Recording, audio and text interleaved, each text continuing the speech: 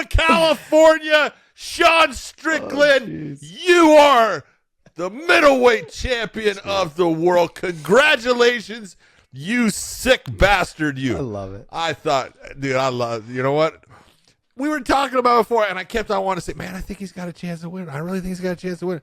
But then you looked at it and you go, I don't know, man. Is he so goddamn good in the stand-up?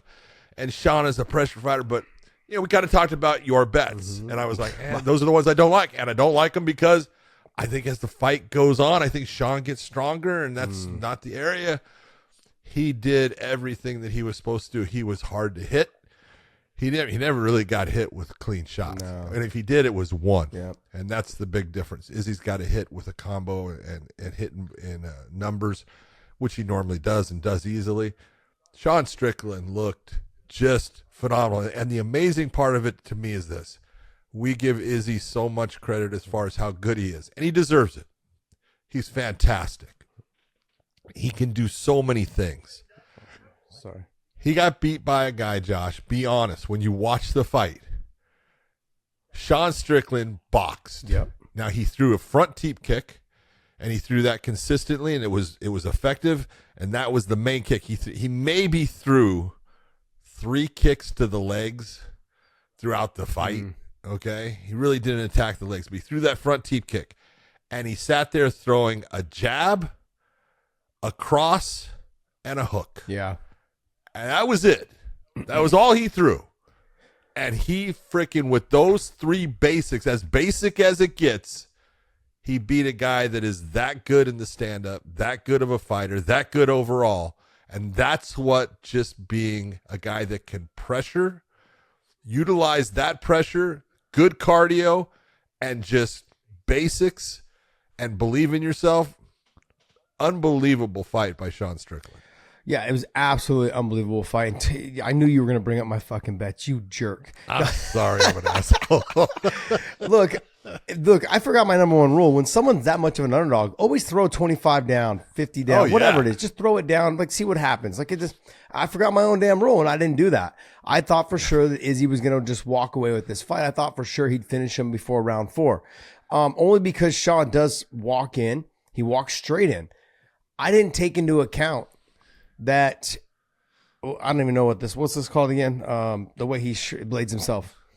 A Philly shoulder roll. Okay, I didn't take into account that Izzy was going to have a hard time with someone that just walked him down, walked forward, and always stayed right outside of that range. Now, John, I think this is something I know we make fun of him, Sean Strickland, because he spars so much. But the simple fact of the matter is, what is sparring for? To get down the movement and to get down the range, to understand how to deal with somebody in the speed and the range and where your range is at. Where you can be and not be hit. And that's exactly what I saw last night. I saw somebody that was always just right outside of range and able to touch him when he needed to, and also just kind of make sure that he stayed where he wanted him, with his back foot against the fence, and was able to make him move, and he could land big shots off the movement or wait for him to stop and then throw straight down the pipe. That 1-2 right in the beginning of the fight in the first round, that was because he threw it straight directly to the target, and he waited for Izzy to stop. That was his way of being fast. Look, he's not as fast as Izzy. He's just not. But if you throw your shots straight down the pipe, they get there fast. Yeah. And that's what he did. And I mean, everything he did, and you got to give it to Izzy going backwards for 5 rounds. You know that's not easy. That is not easy. 3 rounds is just torture. Do yourself a favor and just walk backwards for fucking 5 minutes. Mm-hmm. See what it's like. Yeah. But he had to make the adjustment. Izzy never made any adjustments. He was almost like he was okay with losing his title.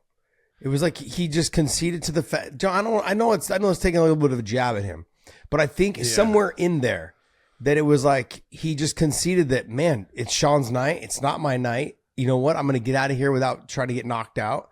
I don't know. It just, every time it seemed like Sean threw, it looked like it kind of bothered Izzy. And that threw me off. Threw me off. But, well, no, hold on. And this is where people don't get it. If you go back to that first round, he got blitzed. Okay, he was hurt, and then he gets back. And sometimes, and I will say that there's times when I cannot tell you why, and doctors cannot tell you why, because I guarantee you they can't, because never mind. When I argue with them about this stuff, you can get hit with a shot and it can absolutely make the neurons and everything separate and make you where you can't control your body and everything. And you get hit with another shot right after it that actually puts you back. And you can hear Izzy when he says, you know, he comes back after the end of the first round. He doesn't know what hit him. You know, he's asking his corner, hey, what hit me? You know, and they're telling him it was a right hand. He says, okay. And they go, how you feeling? He goes, I'm clear. And you go, you are until you get hit again. Yeah. And this is what happens in fighting is all it takes is now one more shot. Even though you've got all this time, you are now much easier for me to cause a problem for and to make you have a disruption in that connection of your neurons. And that's what happened. It seemed like throughout the fight, and it started to get worse and worse and worse as the fight went on. And that, you know, Izzy can't do anything about that. It's because he got hit with a shot that hurt him. Dave, pull that up for me, what I just sent you. Okay. I want to make sure that we're not shying away from the facts of this fight. And if you can pull that up first. Yeah, I'm getting it right now. There were some things said by Dana White. And look, and Dana maybe on his side was thinking that. And I was kind of like, man, is he this, is he that? But I want to make sure that we're not shying away from the whole point of this fight, or not the whole point, but what actually happened in this fight. Go ahead, play it. Here, I'll play it. Israel looked like he was in slow motion. He looked like he couldn't get off. He looked like he was really stiff tonight. He looked very slow. Do you think that could be, you know, we always talk about his activity, but maybe there's something to be said that he might be overtrained at this point and maybe needs some time off? Or do you think it's just, hey, sometimes you have a bad night? Only Israel knows what's going on. I'm very curious to see what he says at this press conference tonight. You know, that's good. There are a million things that could go wrong. I want to say all these things, and here is I'm not dissing on Dan at all. I'm not dissing on anybody that I was sometimes lead myself into doing the same thing. It had nothing to do with Izzy having a bad night. It had everything to do with Sean Strickland's performance. He fought a fight that people just don't normally fight against Israel Adesanya. And the one guy that kind of did fight that way was Alex Pereira. And look what happened. In both fights, he was on his way to winning those fights. The second one, he got clipped and just got careless a little bit in that situation. But the pressure that he put on him, the way that he stayed just right outside the range from all those sparring rounds, sparring 20 rounds, you know, in a day or some shit, whatever it is they're saying, he does some crazy amount of sparring. We made fun of him for doing that, but it obviously is working for him. Whatever works for him is perfect. That's right.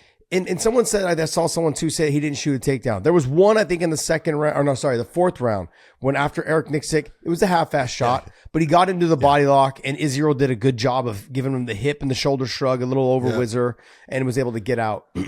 Why waste all that energy when you're judging the range so well and keeping that distance and making him move? Just remember, Strickland understands that when you're moving, you can't sit down on your punches, and I'm keeping you pressured. Your back foot against the fence. You're stumbling with your back against the fence because you're not used to this type of movement, this type of pressure. And every time I land, it gives you flashbacks of that first round when I clipped you and dropped you. He fought a fantastic fight, a almost perfect performance last night. And I still want to take it away. I don't want to take away that Israel didn't come out and fight. Bullshit. It was Sean Strickland who won that fight.